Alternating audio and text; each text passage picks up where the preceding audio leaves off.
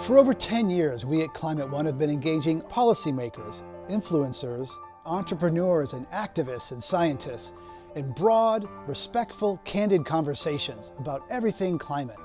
Food, energy, water, technology, transportation, housing. We've had huge success bringing together people who think they're on opposite sides of issues.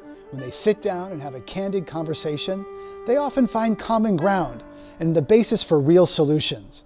We're emotional beings. Thoughtful, inclusive conversations create the conditions in which the changes we want to see become possible. So I want to hear from you. When you talk about climate, how do you talk about it? More importantly, what do you want to be talking about? With whom? Join the conversation. Even make your own video. Invite your friends to join you. Let's talk climate.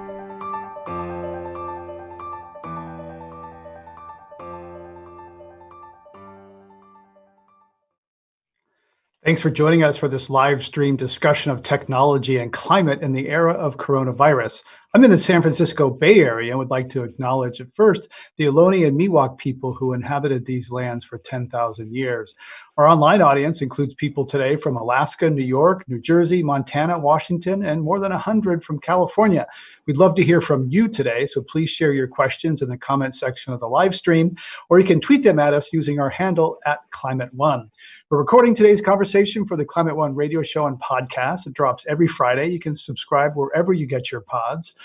Americans love technology and look to it to solve many of our problems. Climate disruption is the ultimate systems problem, and many people think technology can solve it for us.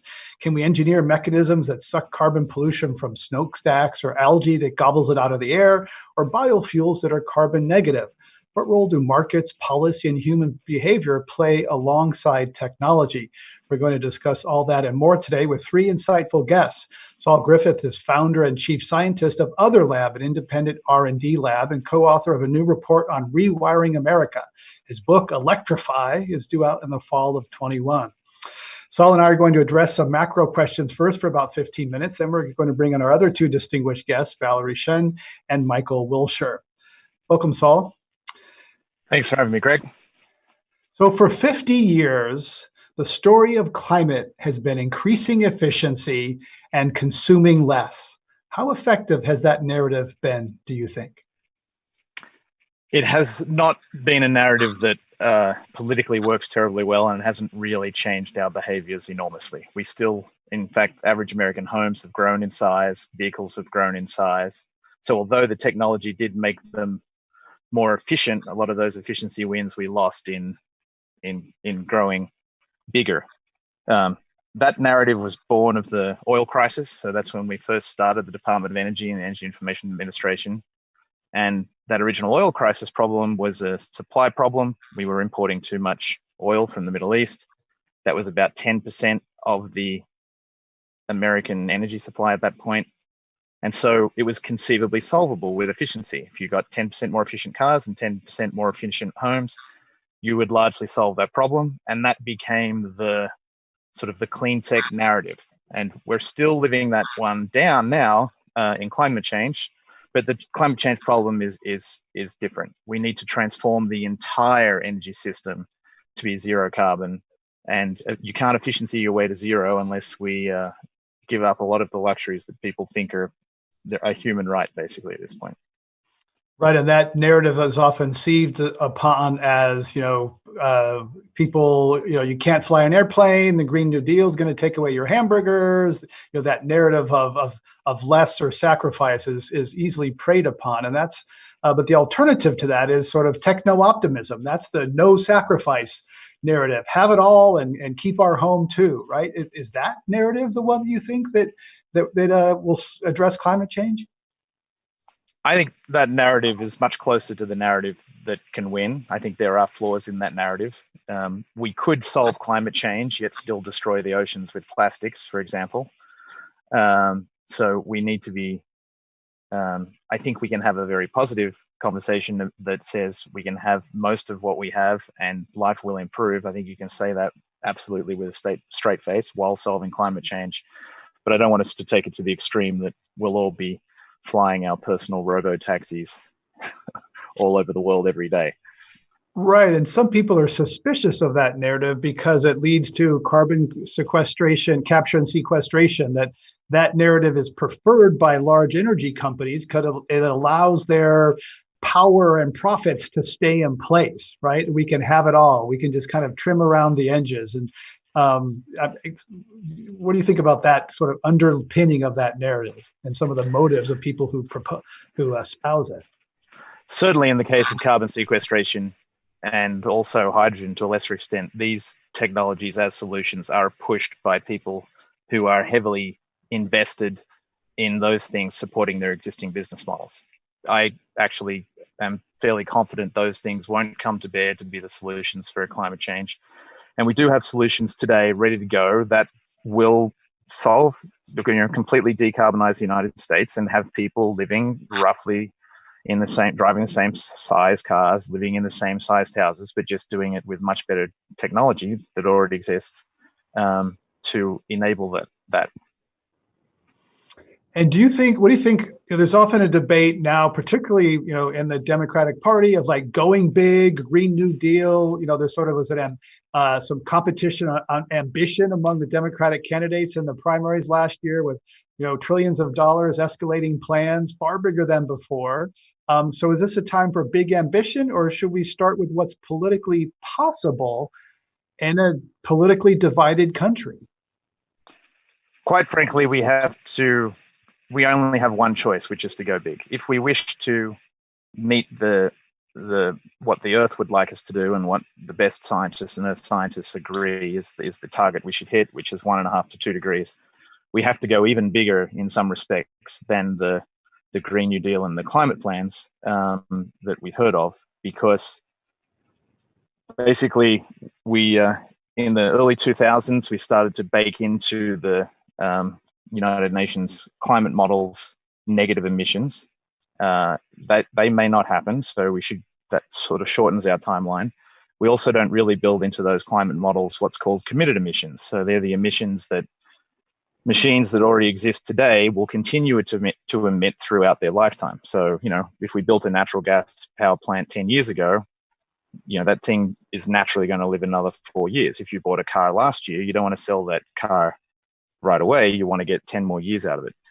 And the fuels that all of those machines that already exist, or the emissions that they will emit while burning fuels in their lifetime, already take us over 1.5 degrees. So what does that really mean? The only way to hit a target under 2 degrees, which I firmly believe is what we should do, is to, as quickly as possible, ramp up our production of the solution technologies such that we can then deploy them at what's called a 100% adoption rate, meaning, last year in California, I think it was about 10% of vehicles sold were electric, and it's about 2% nationally. We need to make that number 100% as soon as possible. And it needs to be not just true for electric vehicles, it needs to be true for the heating systems in our homes. It needs to be true for our new power plants. So all new power plants need to be solar, wind, nuclear, geothermal, or something that doesn't emit carbon. And we need that to happen immediately. So in some respects, it's not about politically possible, it's about what's technically necessary. But the good headline, and hopefully we get to talk about that today, is I think for the first time ever in human history, I think we can now tell you a story that the technology is there, and more so than the technology, it's now down to the politics and the financing that could actually make a future come true, where we get to live our lives, have cheaper energy, and do it with zero carbon. And we could do it on the timeline required to be 2 degrees. But it does require incredible political commitment, and something that quite honestly looks like a World War II level of effort in terms of our industrial base. Right, and I've been hearing that Pearl Harbor moment for more than a decade, frankly. The idea that we need a Pearl Harbor kind of mobilization, like the U.S. did in World War II, where the government comes in and says, motor companies, you're not making cars, you're making planes, tanks, we're making merchant marine ships, that sort of thing. The difference was, though, that there was a villain with a human face with an intent to do harm. Now, in this narrative, we don't have a villain with a human face and intent to do harm. We're all complicit. So that mobilization is a lot harder when you don't have a Hitler and a Mussolini to go after. Absolutely. I mean, I personally am motivated by the Hitler or Mussolini of the species we will lose and the damage to ecosystems and the human tragedy that will unfold. But I recognize that that won't get everyone to come along for the ride. So really, I think, this is what I write about a lot these days. The exciting thing is we can now tell a story that everyone, if they come along for that ride, will have better health outcomes. They'll have cheaper energy. Driving will be cheaper. And, it's not exactly we can have our cake and eat it too, but, if we do the right things, we can have a world where our health outcomes, our environmental outcomes are enormously better. And it shouldn't be, as you introduce the section, it won't, if we do it right and we get the financing policy right, it will save everyone money. And so there's the unfortunate thing about the Green New Deal was it sounded like a competition to spend the most money. In some respects, that is a result, oddly, of the way we count jobs that get created. So when economists try to create jobs, they ask you how much money do you spend, and then they divide that by the number of jobs created in an industry per millions of dollars spent. And so part of the Green New Deal was an effort to advertise enormous numbers of jobs, because jobs are great. People want jobs, and that's even more important now in the COVID world. But it can lead you to then just talk about the top line expense. It's going to cost $25 trillion. That creates 25 million jobs. But it doesn't, it scares people off because it sounds like it's going to cost money. If you do a more nuanced calculation about household energy costs and what happens if we get battery prices and solar regulations and electric vehicles deployed and then financed at good low interest rates, you can actually start to tell a story about how every household saves money, every state saves money, and the whole country annually will save money on the finance cost of this transition versus the cost that we spend today on fossil fuels. And as you look at the magnitude of the transformation that needs to happen and the math, and you go deep, you're a MacArthur Genius winner, you go deep into the science and math of this, how scared are you? I've been scared about climate and the magnitude of change that's been required for 10 or 20 years. In that period, I have had 2 children, so I have a 6-year-old and 11-year-old, and you can no longer afford fear once you have skin in the game like that. And as absurd as it may sound that we will achieve that thing, it was absurd to believe that we would achieve defeating Hitler. When at the beginning of that war, America had basically no airplanes. They had to use ice cream trucks for war games in the American Army in 1939. So we had no equipment, but we did it because we had to. And I think we will solve climate change because we have to. And I think, basically we're now arguing about whether we do it sooner or later. And I'm an enormous advocate, and I've just started an organization called Rewiring America with a colleague, Alex Lasky, who started OPower and has done a lot of work with the utility industry. And we firmly believe that we can bring that timeline forward a long way now with the right mix of technology, policy, and finance.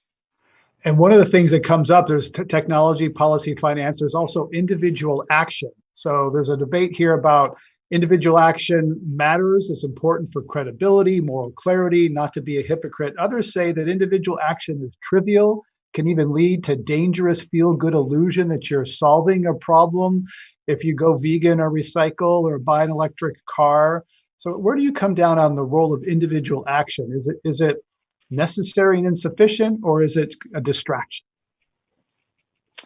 I think it is virtuous, and I'm applaud everyone who takes the individual actions, but numerically it just doesn't do it. You can't buy enough stainless steel water bottles, you can't recycle enough packaging, you can't take enough public transport to solve climate change.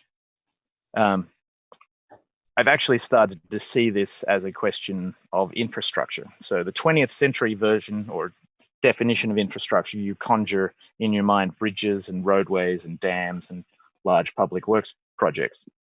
And they bake into the world a way of being and a way of life. It's the same with your own personal life. And now the transformations you need to do to decarbonize are a small number of things that are really infrastructure. They're decisions that you make once every 10 years. If you make those decisions correctly, you can then just go about living your life not emitting any carbon. If you make those decisions badly, you continue to emit carbon.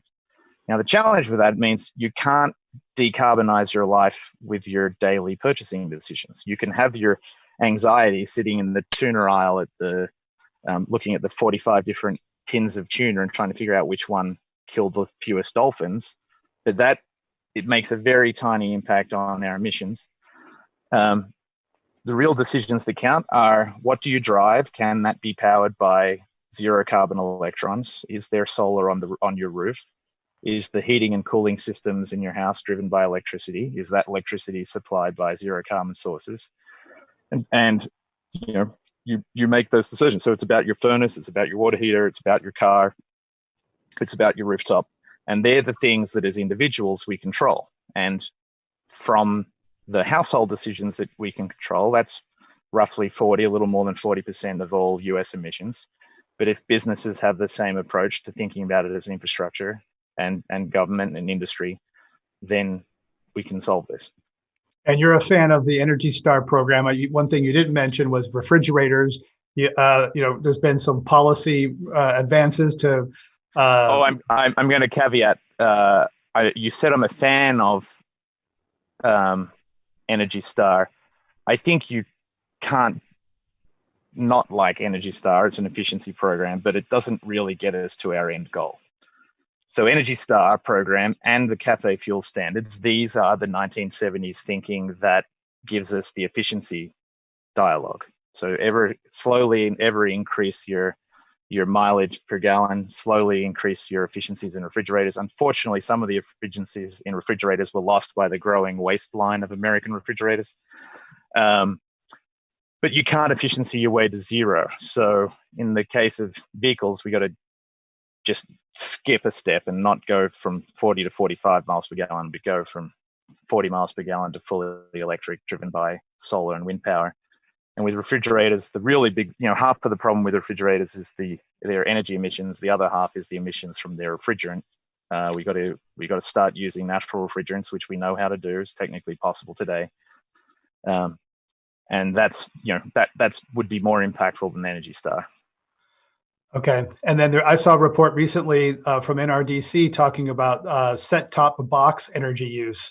A lot of people have old DVRs, and as they say, there's about $2 billion in utility bill savings for consumers in 2019, and the equivalent of turning off 5 coal-burning power plants just by a voluntary industry agreement to have more energy efficient set-top boxes for your cable TV. And they say, your Roku or Apple TV is 10 times more efficient than that old DVR. Greg, you're falling into the efficiency narrative there.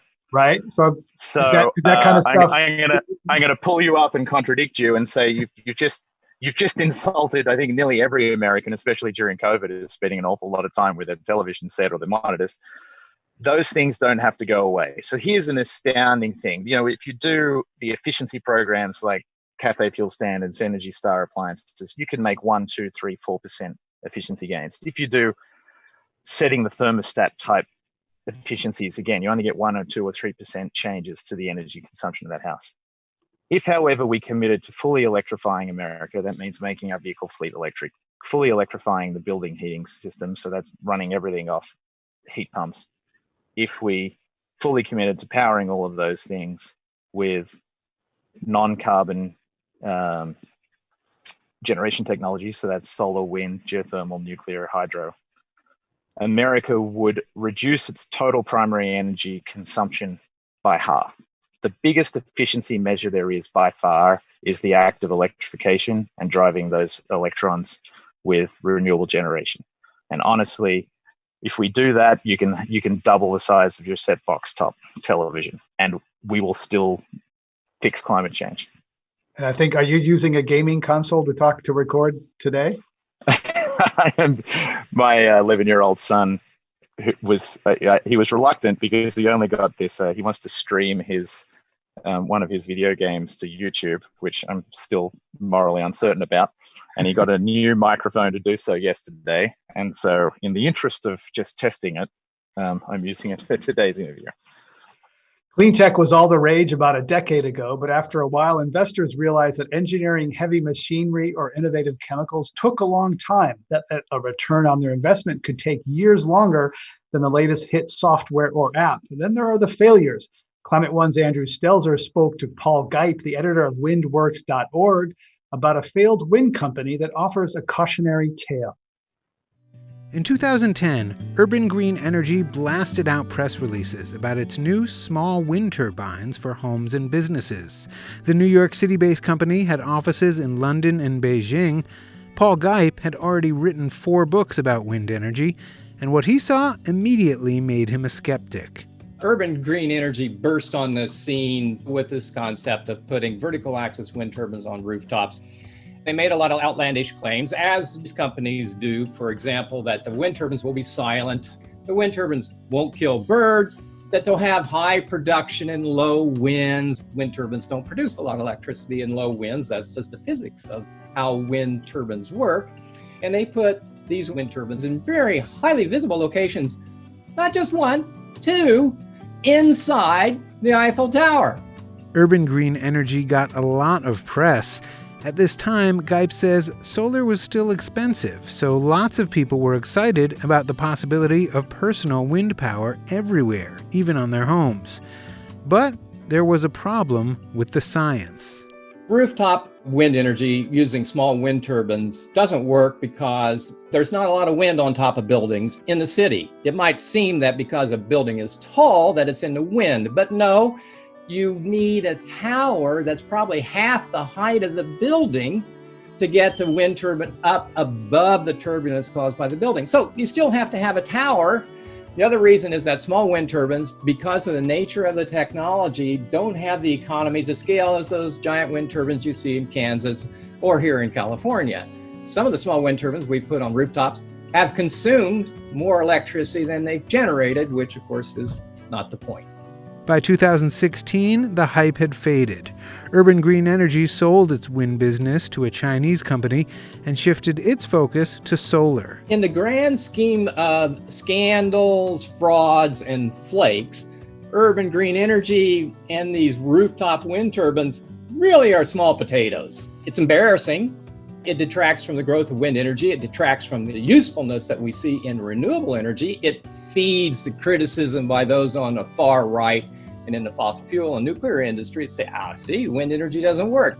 The lesson, Gipe says, is we should be focusing on what we know works, not chasing profitable moonshots to solve climate change. I'm not a big fan of putting money into super duper new technology because I've been chronicling the failures of that.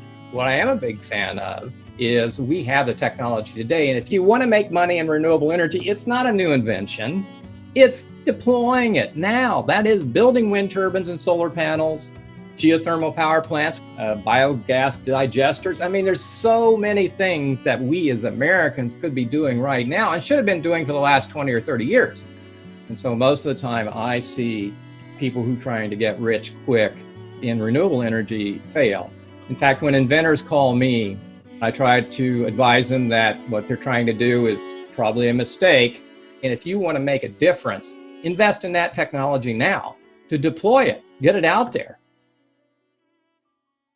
That was Paul Gipe, energy analyst and editor of windworks.org. I'm pleased now to welcome 2 guests to our conversation about technology and climate change, Valerie Shen from Silicon Valley and Michael Wilshire from London, where it's after midnight.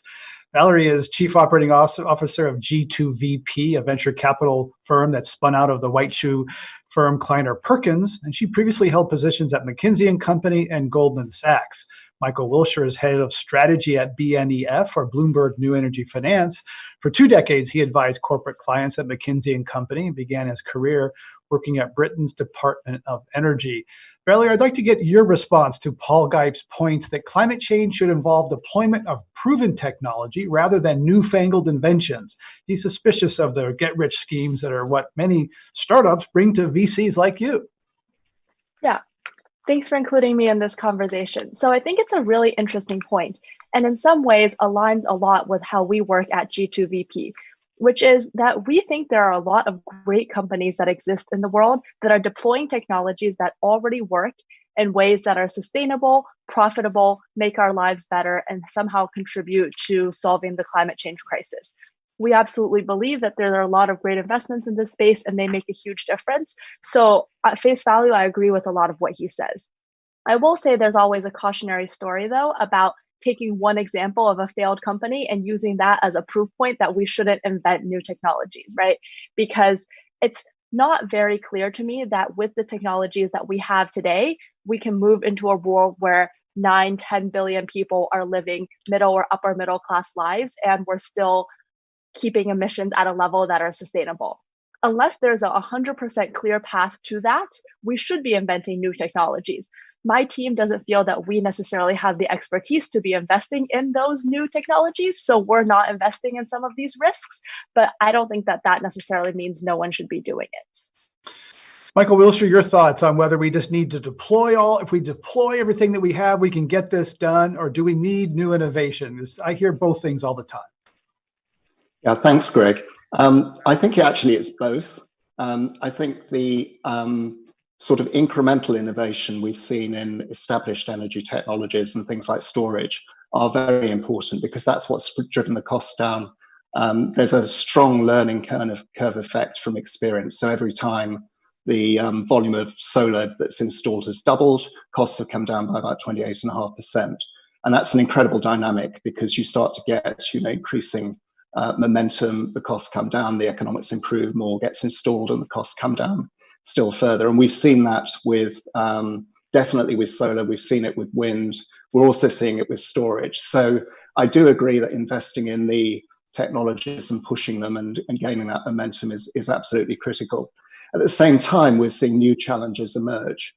We're seeing challenges around how do you integrate renewables into the systems. So some very interesting technologies around, for example, virtual power plants, where you can aggregate assets that provide flexibility services back to the grid and enable you to integrate those technologies, those renewable technologies. And equally, there are some areas that are really important, like the so-called hard-to-abate sectors. So some of the process industries, like, for example, steel, cement, ways of recycling. We're seeing a lot of innovation around that. We actually run at BNEF a competition called BNEF Pioneers. We've been doing it now for 11 years, looking for innovative, relatively early stage companies that we believe and our external judges believe can have a real impact on the energy and related systems. And interesting, actually, 3 of them sort of fall, who are of the 10 winners this year, fall into that category. One's doing recycling with plastics, going right back to the fundamental oils. So it's not just about chopping up plastics and heating them. It's actually going back to the fundamental oils to produce virgin quality plastic as you would from a petrochemical process. Another is a company called Boston Metal that's got a different technology for producing steel. Typically in a steel furnace, a blast furnace, you throw in a lot of coal. The coal heats it up, and it also acts as an agent for removing the oxygen off the iron oxide. That creates a lot of CO2, firstly by burning the coal, and secondly by removing the oxygen, which comes off in the form of CO2. And they're using a molten oxide electrolysis process that is carbon-free. Early stage company, but if that succeeds and takes off in a big way, that could have a revolutionary effect on the steel industry. And other examples I could give you in areas like cement as well. So I think that new type of innovation around some of these new problems that we still have to solve is also very important. Well, Griffith, Valerie Shen mentioned kind of the global math of 9 or 10 billion people living like people do, listening to this radio show and podcast and watching this live stream. Does that math, even with better cement, better steel, all the things we've been talking about, does that math still add up? 9 billion people living like Americans? Well, I hope it does. Yeah. Sorry. Yeah. It's funny, Michael mentions blast furnace. My first job out of college, or actually I was still in college, was cleaning the carbon off the sides of a blast furnace at BHP Steel Mills in Newcastle. So the math, we can improve the life of population of 8 to 10 billion from what we do today, absolutely. And the great majority, I'd say at least 85% of that problem, we have technologies today that can do it. And to mix some of the commentary from both Valerie and Michael mentioned what's called Swanson's law, which is the cost reductions that are achieved by scale. So for every doubling of production numbers for something, this was first observed for Henry Ford's car, as it started out quite expensive, it got very cheap as he kept doubling the size of production. Then it was known as Moore's law, as the doublings in computing power for every 18 months. And it's Swanson's law because Swanson, I think it was SunPower or Sunrun, the founder, and he observed this phenomenon in solar. It's also true in wind. Wind is coming down at, I think, 11 or 12% for every doubling. Batteries are coming down at the moment. To put it in perspective, to supply enough power to electrify everything we do in the world, we need to roughly, to get to the production rates required to make that work out, we need to increase the production rate of electric cars about 8 to 10-fold, increase the rate of production about 16-fold of solar, increase it about 12-fold for wind. These are taking sort of fairly naive assumptions of their mix in the future, but they're reasonable numbers, and each one of those things will bring down the cost of those by half or more. And let me just say, the future we want actually exists today, and as Neil Stephenson or some science fiction writer wrote, it's just not equally distributed. But what that really means in this case is it's not happening in one geographic location. So the price of batteries is now around $100 a kilowatt hour. It's actually I was reading a BNEF report this morning predicting it'll be $87 shortly. At that price of batteries, which is happening largely because of what's happening in China and California, with roughly Californian electric vehicle policies, with something looks like Australian rooftop solar policies, which is putting solar unsubsidized on rooftops in Australia at $1 watt, which means a realized price of electricity for Australian consumers of about 6 cents a kilowatt hour. That is lower than the average cost of distribution in American electricity. Even if you could produce electricity for free with a magic technology in America, you can't get it to the consumer cheaper than the price of Australian rooftop solar. And then, the cost of heat pump heating in South Korea, Japan, Germany has basically there. If you could take the mixture of those things and implement them with the right financing rates, we would be saving everyone money today, and that will get cheaper given that for the scale with which we need to project it out in the future, the costs are going to come down for all of those things. And then that works neatly for well-resourced countries with low and medium population density. So it's an easy story to tell that story: solar, wind, electric vehicles for Australia, Canada, New Zealand, America, large, well-resourced places. Easy in some of Africa, Southern Europe, but not Western Europe.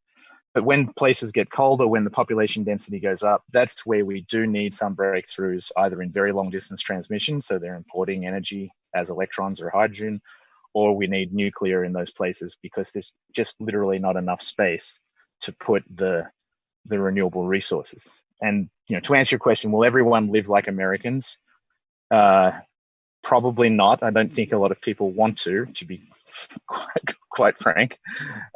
Those countries that already do, which is Western Europe, Australia, New Zealand, they won't give up. Acute fact: Europe has believed that they're better at fighting climate change than Americans forever. Actually, it's really just an artifact of history. Their cities are more dense and their cities are closer together, so they have less transportation and their heating systems are more efficient. They're roughly the same. So all of those people can roughly make it work out. So I actually have optimism that for the large bulk of this problem, we can do it with technology we have on the table. We still need to solve the problems that are 1, 2, 3, 4, 5% problems. These are, the 1% problem, which is steel, the 1% problem, which is aluminum, the 7% problem, which is emissions from refrigerants for our air conditioners. We need to fix cement. Cement's a 3 or 4% problem. And then agriculture is the remainder of our problem, another 5 to 10%, depending on how big you draw the circle around agriculture. Those things, we do need new technology solutions, but as Michael mentioned, there are companies working on all of those problems, and I think there's promising. But let's work on the 85% that we know we can solve today, and that becomes the World War II industrial effort, and then the Manhattan Project is these remainder technologies that we need to round out fully decarbonizing. You're just joining us. We're talking about technology and climate change in the COVID era with Saul Griffith, founder and chief scientist at Other Lab, an independent R&D lab, and Valerie Shen, chief operating officer at G2VP, venture capital firm in Silicon Valley, and Michael Wilshire, head of strategy at BNEF, joining us from London. I want to pick up on mobility. That's one thing that's been disrupted a lot during this COVID times. People commuting patterns changing, work patterns changing. Valerie Shen, how is commuting going to change, and how does that? There's some carpooling technologies you're investing in that you claim could be cheaper than Uber and Lyft. How is mobility going to change? And I'm concerned, a lot of people are concerned that people are going to hop in their cars. They're not going to take transit. We're going to have clogged freeways and single occupancy vehicles. We have this hellscape of mobility potentially coming at us. It's a great question, super relevant now given COVID. What we've been seeing for almost a decade at this point, even before any of the recent health concerns, has been really what we call an unbundling of the car, right? So in the past, we had one car that we owned. It was an internal combustion vehicle. We would use it to get from point to point, go to a gas station. And we've really now been getting transportation from other means. So this started with Uber chipping away at the need to own a car and use that for every purpose. It also means that you can have companies such as Turo, one of our old portfolio companies, that lets you rent a car easily on a daily basis. So instead of needing to have a minivan and a commuter car, you can just have one car that meets the bulk of your needs and have a shared vehicle for other parts of your life that are just more niche. It also means that we now have last mile transit opportunities where you can take scooters for shorter errands around town and not need to, have a discrete choice between a car versus walking. And the reason that public transportation fits into all of this is that it's just getting better over time. Cleaner, quieter, and cheaper. So electric buses have 80% cheaper operating costs than diesel vehicles, right? Which means that a lot of times cities are starting to think about making their public transportation free, which really changes the game for consumers who now no longer have to think about having their public transit card and can just hop on the shuttle whenever they need. And what we're seeing overall is that transportation becomes much of a communal solution where people are thinking about all the different ways they're going to piece together their needs and not just default to a vehicle. Then we come into this question of what does COVID do to all of this? And in the very beginning, we thought that no one was going to use electric scooters or any sort of shared transportation, but we're now seeing that people have sort of had their few months of freak out and now are getting back to normal life in many contexts. One of our companies that you mentioned, Greg, is Scoop, which is a ride-sharing company, often doing carpools for work.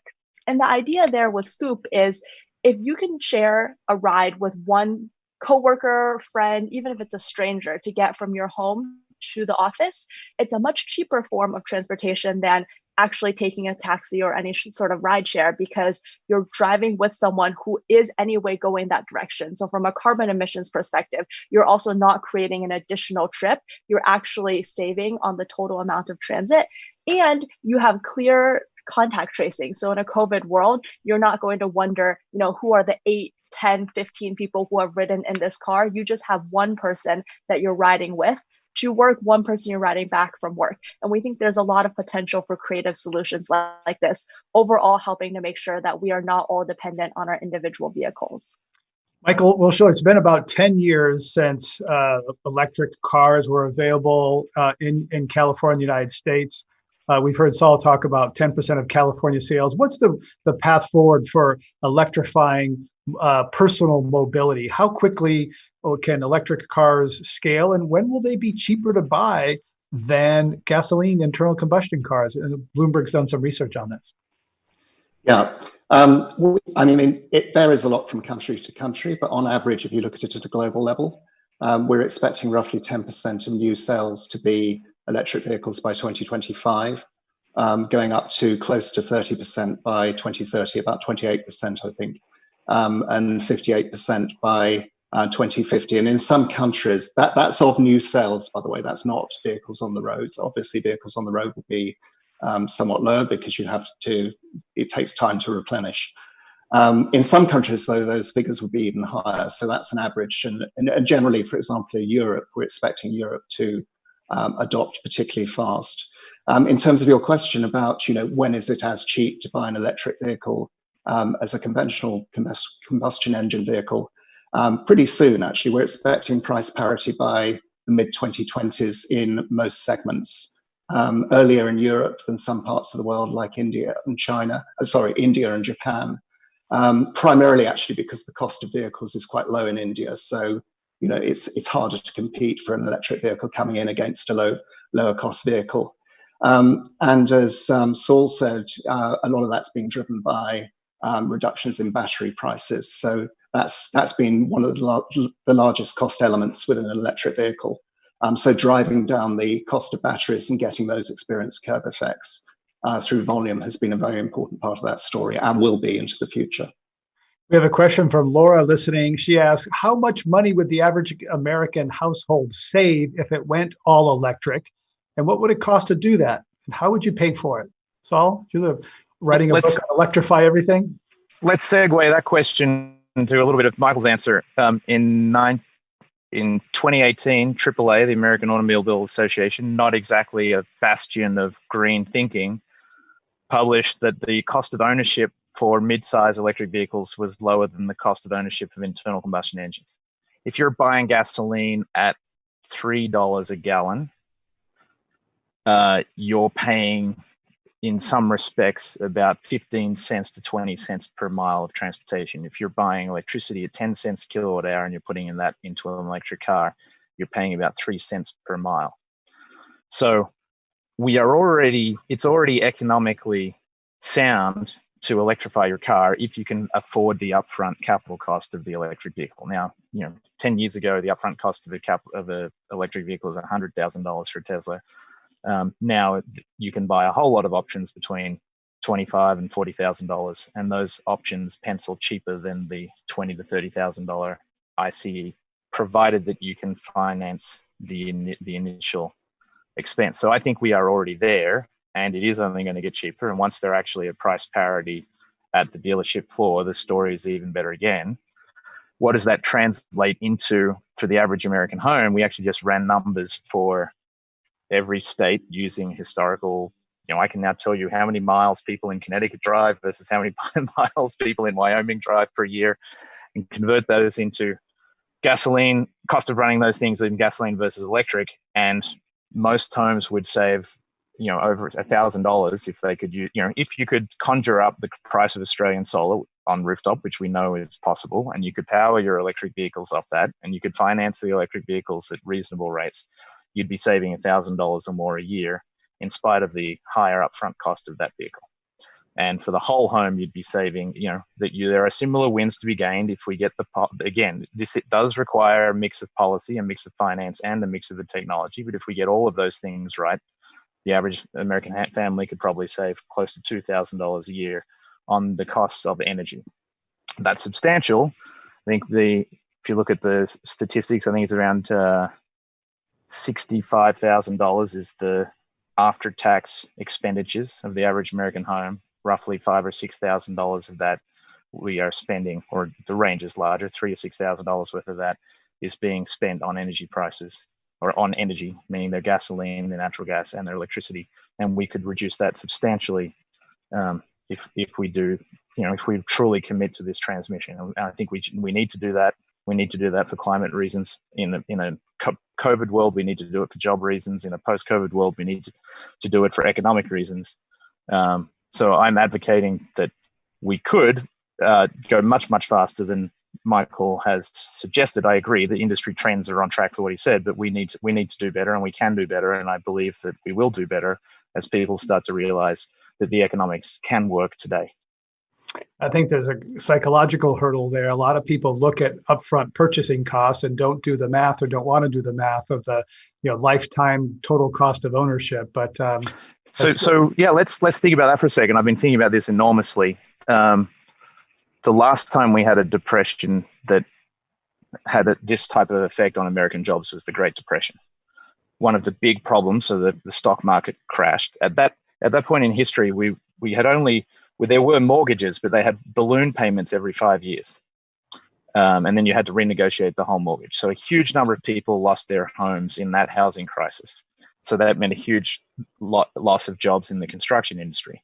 In an effort to stimulate jobs in that construction industry, the Federal Housing Authority created something called Fannie Mae that invented the structure of the 20+ year mortgage, and then they guaranteed it with low interest rate government-backed financing, and they created the largest pool of capital the world has ever seen. And that built American home ownership, and that made the future affordable. I like to think about mortgages and financing as it's like a time machine that enables you to afford the future you want tomorrow, today. And so that's why it is absolutely critical that we think about how do we finance these things, because they will all have higher capital costs for a while to come. But because they can save us money in the long run, I think I'd be looking, if I was Valerie, I'd be looking for business plans that are a combination of technology and new financing models, and they will be the winners in the new clean green tech rush. I want to go to our lightning round and ask association. Do we have Valerie? Do I not see her? I want to go to our lightning round, and let me just going to talk with my guys here about waiting for Valerie to join back in. Okay. Apologize for that. We're going to keep going while we go to the lightning round when we get her back. Michael, what are you seeing as some of the most promising technology areas? Is it, we've talked a little bit about batteries, offshore wind. We've talked a lot about mobility. What are some areas that we haven't talked about where we could see some real exciting technological breakthroughs that could help solve the climate crisis? Yeah, one we haven't talked about actually is digital, which has transformed many other industries, and we're certainly seeing it have a big impact on the energy system. So that's everything from, the energy system is a fairly complex system to optimize, and things like renewable integration and all the assets that now hang off the network, everything from PV panels to storage assets, make it much more dispersed and much more difficult to actually monitor, control, and optimize. So we're seeing technologies which are being used by virtual power plant providers, for example, for aggregating those assets, and then using AI or other machine learning techniques to optimize them, because AI is good at optimizing complex systems. One of the things it can be used for. And then we're seeing digital technologies being used for everything from preventative maintenance to remote monitoring to asset inspection. Interestingly, actually, in the current environment where it hasn't been so easy to go in and monitor plants, those technologies have come even more to the fore because it's been necessary to have engineers, for example, operating remotely. So I think, just as it's transformed other industries, it will have a big impact, is having a big impact on the energy industry. The only other point I'd make actually quickly on innovation is I think it's not linear. There's something about innovation that the cycle of innovation is speeding up, and you're getting one sort of innovation feeding into another. So if you take, for example, what's happened in the semiconductor industry, the advances that were made in semiconductors allowed you to design new semiconductors even better because you have more processing power to do that and more tools to do it with. So you've got a sort of accelerating cycle of innovation there.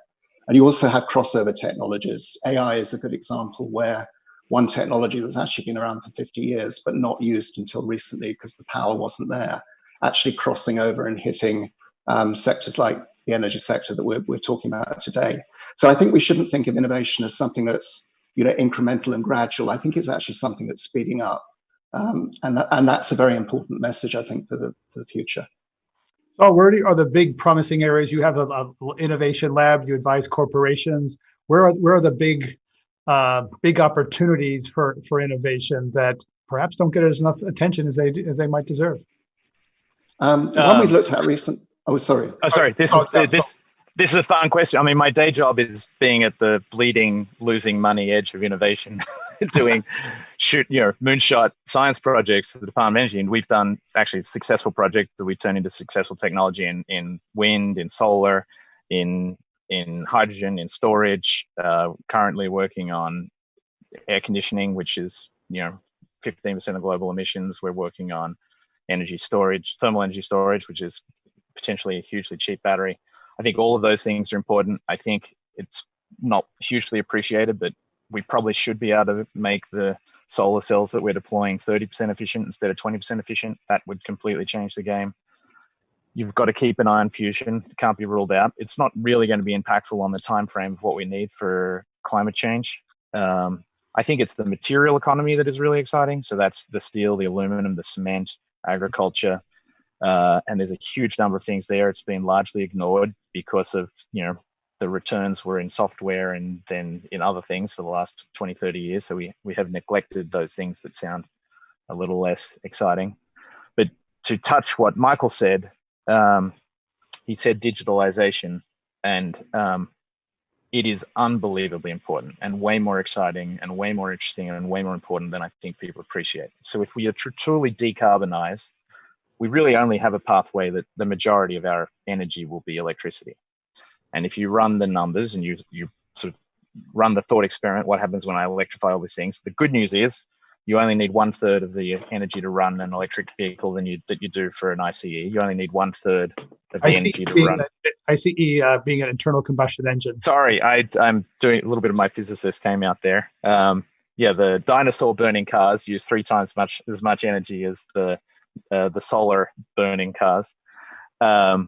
Same with heat pumps. So all of those wins means half as much energy, but it means we will need 3 to 4 times as much electricity delivered to end users and managed.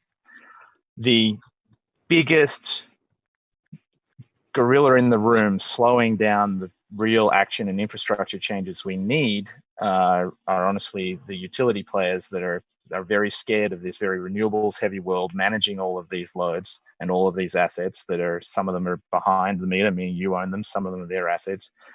And that's what this digitalization means to me, is managing this. We had the notion of net neutrality, which was let's keep the internet neutral so that small players can compete just as well as big players. And that was largely true until a couple of years ago. We're now starting to maybe unroll that, which I think is a bad idea.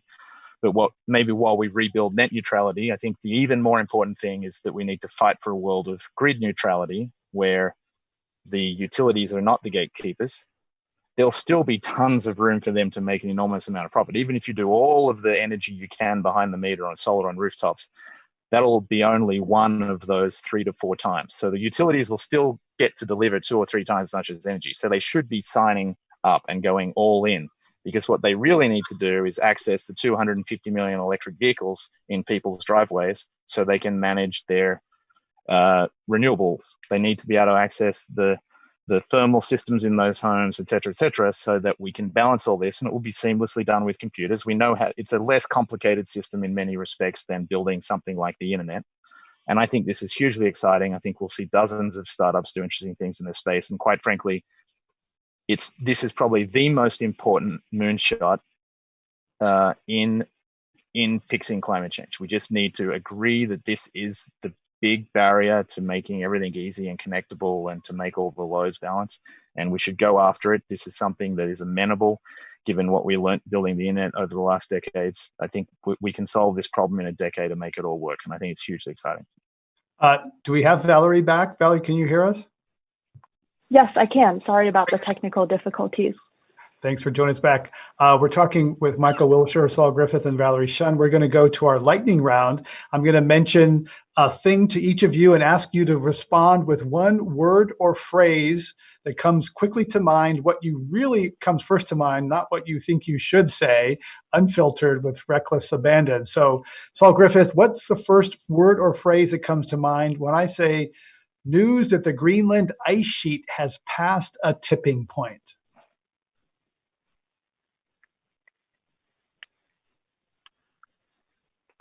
I'm sad for all of the children. Valerie Shen, the phrase, the word, solastalgia. Confusion. I actually, to be honest, do not know this word. Yeah, it's the idea of sort of solace and nostalgia. It's the idea that you're missing something that used to exist. where you are. It's kind of mourning for things that are changing, but they're not gone yet, but you feel them slipping away. Michael Wilshire, what's the first thing that comes to mind when I say British energy companies? Leadership. You worked at the Department of Energy during that time. Saul Griffith, what's the first thing that comes to mind when I say Sir David Mackay? Dear friend. Also for Saul, what comes to mind when I say Hardee's Monster Thick Burger? Where do I get one? A 1,400 calorie burger. Oh no, please no, please no. Most energetic hamburger in the United States. Valerie Shen, what's the first thing that comes to mind when I say Saul's presentation on 1,000 cheeseburgers as a way of understanding how energy flows through the United States every day? Insightful. Love that presentation. Michael Wilshire, what comes to mind when I say meat made in a laboratory from the cells of animals? Curious. Curious? Curious. Yeah, curious about the taste. And I think I'm hearing someone, I'm not, do I hear typing? I'm not sure if anyone's typing, but we can hear that on the line. Saul Griffith, true or false, all the scientists you know have given up hope? Much closer to true than I would like. Follow up for Saul. Hope is only possible by breaking politics. True or false? Let's go with true. We have to believe that. Valerie Shen, true or false? We can have infinite growth on a finite planet. False. Michael Wilshire, few people at Bloomberg question where infinite economic growth leads humanity. True or false? For Michael. False. False. Also for Michael, true or false? Many people at Bloomberg are relieved that Mike Bloomberg is no longer running for president. No comment. I've talked to a lot of people at Bloomberg who were worried he was going to sell the company, and it got really messy when he was running. Valerie Shen, true or false? Tesla stock is fairly valued. Ooh, this is a dangerous one to give advice on. I would say true. Excited about the transportation future. True or false? Saul Griffith, the fact that stocks are at all-time highs with 30 million Americans unemployed is a little disturbing. True. Very true. True or false, Michael Wilshire, Uber or Lyft will be acquired or go out of business in the next 5 years?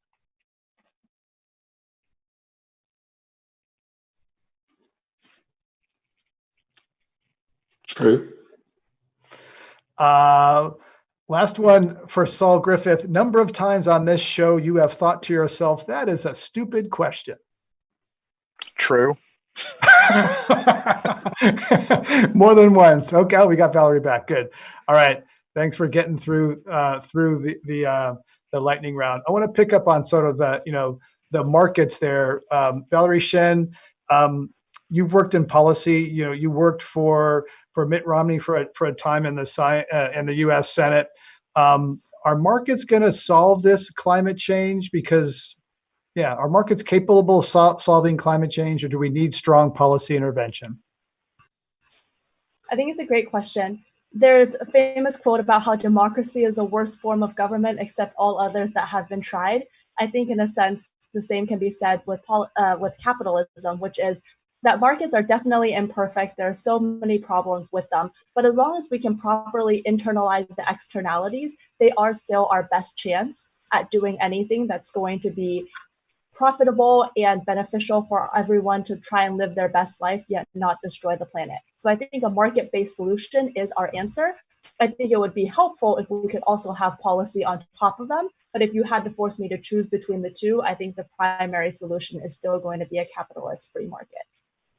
Saul Griffith, is capitalism going to solve this, or is capitalism part of the problem? I moved to America 20 years ago because of its free market capitalism, which has a lot of good things about it. But the market has never been totally free, will never be totally free. Markets are driven by rules. We need the markets. I think they need to exist. The way America has historically solved big problems like climate change is through public-private partnerships. We need the biggest public-private partnership ever. We need the best the government can bring to this. And think about the capitalism that was enabled by the Fed creating government-backed interest rates for American homes, right? The greatest building out of the middle class ever was responsible for the public-private finance of the government creating policy that released huge amounts of capital into every zip code in this country. And that big piece of American history that we're nostalgic for was a giant public-private partnership. So we don't have to choose between these two things. It is not one nor the other. I don't think any sane person believes that. We have to do both. We have to design these things cleverly, and I think we can, and I think we will. Yeah, a couple of times today I've admit to kind of falling into that false binary of innovation or et cetera. It's more than these false binaries, and I've fallen into that trap as well, as Saul said, the efficiency trap. Michael, your views on whether markets can reform themselves, and I know Michael Bloomberg and others are involved in trying to change the rules of capitalism to make it so that polluters pay, and that there's incentives and rewards to price climate risk appropriately. Can capitalism kind of reform itself incrementally, or does it require some dramatic outside pressure, either from grassroots activists or from government? Can capitalism reform itself in time? Yeah, I think it can in the sense that first of all, if some of the externalities start to be priced more overtly into more markets, then I think that will have an impact. I would say actually the growth in clean energy has been achieved without very much impetus to date from things like carbon prices. I mean, they've been at quite low levels in many markets, and I don't think they've sort of featured until perhaps more recently directly in the investment decisions. So that's one element. I do think, however, the markets are working reasonably well. But the reason people have built so much energy capacity, renewable energy capacity, is because it makes economic sense. Because again, the prices have come down, the costs have come down, and it's economic to do it. So I think in that sense, markets have worked pretty well. Valerie Shen, there's a lot of talk about automation being accelerated in this COVID recession, whether it's in Amazon warehouses or other places. You have your thoughts on whether the robots coming are going to come faster because of concerns about COVID, worker safety, et cetera. Is COVID going to accelerate automation?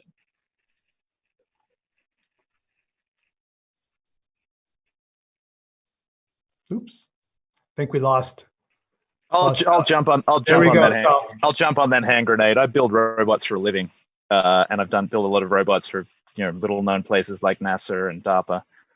The reality is the robots we have today are fat, they're blind, they're stupid, and they're insensitive. So the software is bad. They don't have good sensors. Their vision systems are improving hugely, but they're still not very good. And they use an enormous amount of energy. The energy cost of running a contemporary industrial robot for a day is higher than the cost of the 2 billion people at the bottom of the global labor force. So we have so many cheap labor compared to robots that, just to put it in perspective, we will automate an enormous amount of things. But I think, again, this is a dangerous conversation that is a little binary of those scared of Terminator and those who are not. Let's take a longer historical arc view of this. And I'm going to ask you a rhetorical question, Greg, maybe everyone can answer the questions. When do you think we went from a 6-day work week to a 5-day work week? Name a decade in a century. Well, I lived in Hong Kong in the 80s, and they were still working on Saturday mornings. In the United States, 1920s. Anyone else? I was going to guess post-World War II, maybe in the 60s. So it happened in the 50s and the 60s. It rolled out in the US first. It then largely took hold around the world. But we could afford to do that. We took a day extra holiday. We could afford to do that because of the profound productivity improvements enabled by automation between the Industrial Revolution and that period. So maybe we should embrace the robots, is what I'm trying to say, and we should take Friday off too. Veli Shen, you worked as a consultant to the oil and gas industry. What did you learn working for them about how to disrupt those sectors with new, cleaner technologies and investments? Yeah, I think that an interesting learning there, and for context, I was working at McKinsey serving clients across various industries, including oil and gas, not specifically trying to work with these industries. But I think the learning there was that there's a lot of great people working in these institutions, right? And the goal is not, can everyone still hear me? Mm-hmm. Okay, yeah. So my weird connectivity, I apologize. So the goal of these people is not necessarily to try and destroy the planet. And it's not that, clean tech is fighting against oil and gas, but rather everyone is trying to work towards the same goals of building strong companies without necessarily destroying our environment, right? So what we learned was that a lot of these people are just working in institutions that are hard to change. And if you want to try and sell new technologies into the oil and gas sector, you don't necessarily work in the same way that you would sell to, young people who are trying to change the world, but rather you're having to work within these institutions, and they are also having to work within tons of policies and restrictions that they have. So I felt that understanding how they work is very beneficial towards trying to run clean tech companies in the future.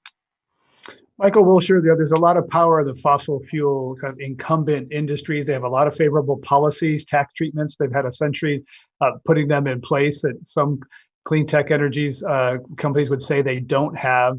Your view on the role of oil and gas companies? You worked in helping privatize those companies under Margaret Thatcher in the UK. Your role your view on their role now in this climate emergency. A bit like Valerie, I think you can't sort of paint it as too much of a dichotomy between the fossil fuel guys and the renewable guys. I think there are a lot of people in those companies who are trying to do good things and indeed are moving their companies in more of the direction of renewables and a cleaner future. So and I talk to those people, and they want their companies to move faster. There are, greenies inside the super major oil companies, and they're the internal champions trying to prod the giant to go faster. The question, I think, is whether the incentives, they make so much money, they don't have to pay the price of their pollution. The economic incentives are not for them to go faster. The economic incentives are for them to milk the coal and gas as long as they can. Well, up to a point, but just in today's newspapers, there were reports of oil companies saying, well, actually, we're going to have a lot of assets that are, on our books, as it were, which we're not necessarily going to exploit. Or should we continue to do exploration in the world we're now in, where we see more clean energy and we see much lower oil prices? So I think it is changing in the core business as well, or the old core business, perhaps I should say. Saul Griffith, as we get to the end here, your view on fossil fuel companies, because there are innovators. They sometimes dabble in clean energy. They green lots. They'll buy some solar here. They'll dabble in some biofuels there. But when it comes to the policy realm, they're pretty much got their foot firmly placed on the brakes of a transition away from fossil energy that has higher margins for them, and they've got a lot of capital suck in that they want to monetize first before they do something else. Let's not pretend that they've been agents for good. Let's also acknowledge that the changes in the prices of fuels because of COVID and demand have made their margins go negative. Let's also acknowledge that in a world where we completely go zero carbon, the price of all fossil fuels goes to zero. So because no one's going to be using them. So then you have this free thing or the marginal cost of extraction, you've got this very cheap thing competing with the new thing. I think we just have to very frankly say all of those things up front. And I think the real insight came to me is realizing that these fossil companies are not really energy companies as you imagine. They're logistics and financing companies. They're banks. They don't really own the majority of the operations. Other people do a lot of the finding for them. A lot of people do the refining for them, the transportation, et cetera, et cetera, et cetera. What they do is do the financing. Unfortunately, they have a huge amount of assets that they've already banked upon. they use their proven reserves to finance their next oil well hole. That has been something we've been doing since the late 19th century. So you don't have enough capital to drill the next hole, so you say, I've got this production from my last one, loan me the capital to do the next one. Those proven reserves are the 80,000 pound carbon dioxide gorilla in the room, because the value of those things are already baked into the stock prices and the values of these fossil fuel companies. We need to figure out a mechanism where they get to elegantly wind those things down and they become the banks that finance the clean energy revolution that we need. If that doesn't happen, we will fight all the way down and we'll take everyone down. So I believe the grand political bargain we need is to figure out how to embrace these companies and absolve them of some of the thing that they're truly scared of, which is their stranded assets, their proven reserves, and figure out how to get them. And they're very competent. They have the most experience in the at-scale energy industry in the world. They have the most people who know how to do maintenance of all the types of systems we need to build out for the clean energy system too. And they certainly know how to do energy financing, and we need to engage them at a front seat at the table. And if they won't take that front seat at the table, we just need to put them on notice and beat them senseless. Before we wrap up, lower prices. I do think that the COVID thing has them as a shock, external shock that none of them saw coming. One more question from a listener from John. One more question from a listener. John says, "What is the environmental impact of lithium mining in comparison to conventional collection of oil?" As an EV driver, I get a lot of questions about the impact of the batteries. Can they be recycled? The batteries, and I have a relative who went to a lithium factory and said, "You think your car is clean? You haven't been to a lithium factory. That is dirty business." Saul Griffith, lithium versus gasoline. There is no perfect option here. Lithium largely comes from salt flats and depositions over a long period of time. There's a huge lithium reserve just outside Los Angeles. There's a huge amount in South America. Those ecosystems where those that won the geological lottery to house lithium, we will need to do extractive mining there to do that, and need to put a lot of energy into producing those things. But it is a better option, and it is an option that won't see climate run away from us than oil and all of the problems with oil spills, from the carbon dioxide to from the oil industry, from carbon dioxide to the oil spills like the one in Mauritius that we're seeing right now, to destabilization of geographic features with geological features with all the fracking revolution. Lithium is imperfect. Cobalt, which is another critical component of the clean tech industry, we need new options rather than mining that in destabilized countries in West Africa. So all of these things we need to wrestle with. But quite frankly, right now, they're our only options, and they're a better option than the incumbent, and they shouldn't be used as excuses for not doing it. And we should embrace them, do them at scale, but look for the next generation thing that will replace those. What are the battery chemistries that come after these things? What are the inputs to the solar that come after these things? And, it is not, I think it's an often leaned on argument that we need to put this one to rest. They are a cleaner and better option. Lower proportion of our energy system will be dedicated to supplying energy to our energy system if we go all renewable. But it is a tricky question, and I think it is absolutely valid, and we should be concerned, and we should endeavor to do all of the mining activities related to all of those things the best way we possibly can. Yeah, it's what I hear a lot as an EV driver. We have to wrap it up there. We've been talking about technology and clean tech in the age of COVID. I'd like to give a shout out to the Climate One team making this happen from their homes using new tools. On Climate One today, we've been discussing the role of technology in transforming our economy and our lives in the era of coronavirus. I'm Greg Dalton, and my guest today were Saul Griffith, founder and chief scientist of Other Lab, an independent R&D lab and co-author of a new report on rewiring America. Valerie Shen, Chief Operating Officer at G2VP, a venture capital firm in Silicon Valley, and Michael Wilshire, Head of Strategy at BNEF or Bloomberg New Energy Finance. Joining us in the wee hours of the evening, Michael, thank you, from London. Podcasts of this and other Climate One shows are available wherever you get your podcasts. Please help us get people more talking about climate change by giving us a rating or review. It really does help advance the conversation. Thanks for joining us online from around the country and elsewhere. We'll see you next time, everybody. Thanks, Greg. Thanks, everyone. Thank you. Thanks, Michael. Thank you, everyone. Thanks. Valerie, there's Valerie. Thank you. Can hear you. Thank you.